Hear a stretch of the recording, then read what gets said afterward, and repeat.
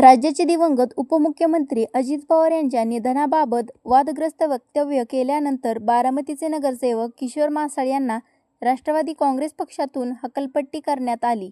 त्यांच्या नगरसेवक पदाचा राजीनामा घ्यावा अशी मागणी देखील केली जात आहे. आज बारामती नगरपालिकेची मासिक मीटिंग होती आणि या सभेला धनगरी वेश परिधान करून किशोर मासाळ सभागृहात दाखल झाले होते. 18 वर्षाचं स्वप्न पूर्ण झालं. मी संघर्ष चालू केला, चळवळ उभा केली आणि त्या चळवळीचं यश म्हणून आज माझी पहिली मीटिंग आहे आणि त्या मीटिंगला मला संधी दिली यायची म्हणून मी माझ्या पारंपरिक धनगरी वेशभूषेत आलोय. हा आमचा सन्मान आहे आणि चाललोय मीटिंगला. तुमचा खरं तर राजीनामा मागितला जात आहे, याविषयी तुमचं काय मत आहे आणि आज तुम्हाला मीटिंगला देखील तुम्ही उपस्थित राहिलेला आहे. राजीनामा मागितला जातो एका विशिष्ट वर्गाकडून आणि त्यांना राजीनामा पाहिजे. राजकारण संपवायचं ही षडयंत्र असते आणि या यांच्या षडयंत्राला बोलून राजीनामा द्यायला आपण एवढे वाटलो का? ती गेम आहे, ती लोकांच्या समोर येईल, काही काळजी करायची गरज नाही. आपण मीटिंगला चाललोय. बिनविरोध दिलेला तुम्ही सगळ्यांनी नगरसेवक आहे मी आणि तुमचे प्रश्न मांडायला तिथं नाही जायचं तर काय कुठं जायचं? तुम्हाला प्रशासकीय पातळीवर किंवा पक्षाकडून काही सूचना वगैरे आलेल्या आहेत का? पक्षाकडून काही सूचना आलेल्या नाहीत.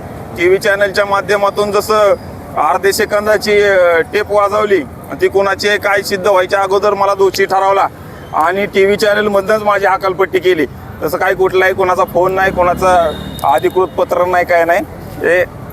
ही गेम आहे, रिंग केलेल्या लोकांची गेम आहे आणि त्या रिंगमध्ये आपण फसत नाही. तुमच्या प्रभागात काल एक प्राथमिक शाळेच्या समोरचा तुम्ही एक व्हिडिओ टाकल्यानंतर सोशल मीडियावर काही कमेंट पण यायला लागल्या होत्या, एवढ्या दिवस झोपला होता काय, आताच कसं तुम्हाला हे दिसायला लागलेलं आहे. आता इथून पुढचं तुम्हाला कामकाज करत कशा पद्धतीने? या विषयात असं आहे की मी माझे CEO आहेत त्यांना एक फोन केलेला, आमच्या नगरपालिकेचा ग्रुप आहे त्यांच्यावरती मेसेज केला होता.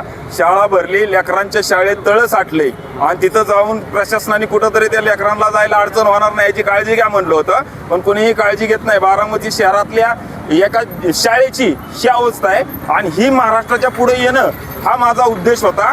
या लोकांनी दादा गेले तेव्हापासून यांचं ढिलपाई चालू झाली. अजिबात कोणी काम करत नाही. एका नगरसेवकानं बिनविरोध नगरसेवकानं सांगून देखील तिथल्या लेकरांची जायचा रस्ता होत नाही, शाळा बुडवायची आणि यांचे आपली लोक शिकली नाहीत हाच अजेंडा आहे आणि ती लोक शिकावी म्हणून मी ते उपरोधक गाणं टाकले, सांग सांग भोलेनाथ पाऊस पडेल का, शाळेभोवती तळे साचून सुट्टी मिळेल का आणि या मलिदा गँगला इथनं काय वाटणी कमी होईल का, असं मी ते उपरोधक लिहिलेलं आहे. आता बघू त्याच्यावर बोलणार आहे मी गेल्यावर.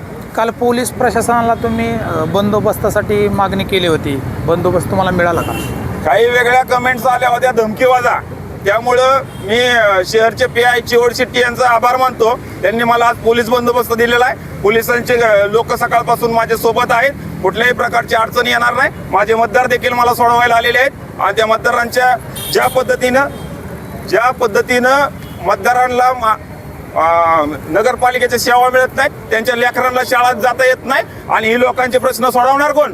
आणि मग हीच माझी धनगरी काठी मी त्या प्रशासनाच्या मस्तकात मारायला मागे पुढे घेणार नाही.